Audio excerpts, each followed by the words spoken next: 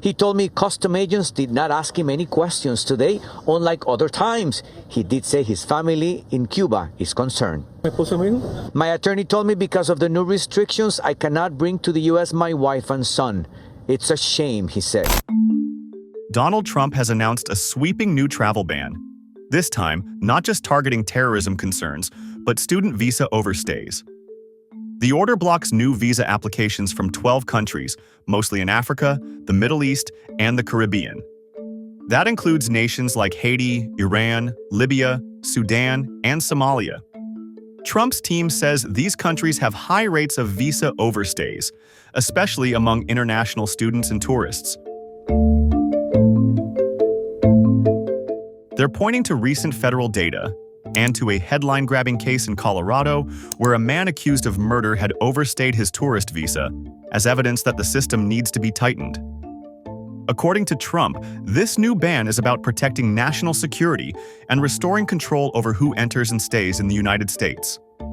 Now, it's important to note, this isn't a blanket ban for everyone from these countries. People who already have valid visas, green card holders, dual nationals, and even some athletes or individuals tied to U.S. interests are exempt.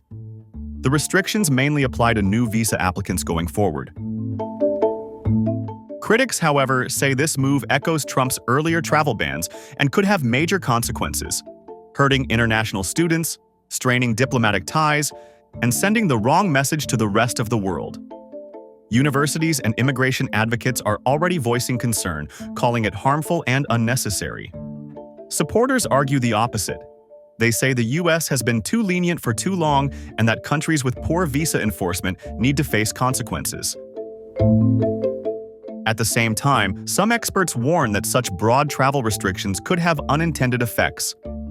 They say that cutting off students and visitors from these countries might slow cultural exchange and innovation, which have long been strengths of the U.S. higher education system.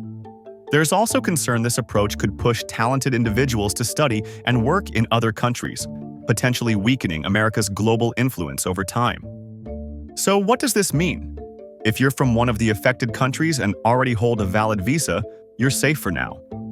But if you're applying for a new one, you might find the door shut, unless you qualify for a specific exemption. What do you think? Tough but fair, or an unfair crackdown? Let us know in the comments, and don't forget to like, subscribe, and stay tuned for updates on this developing story.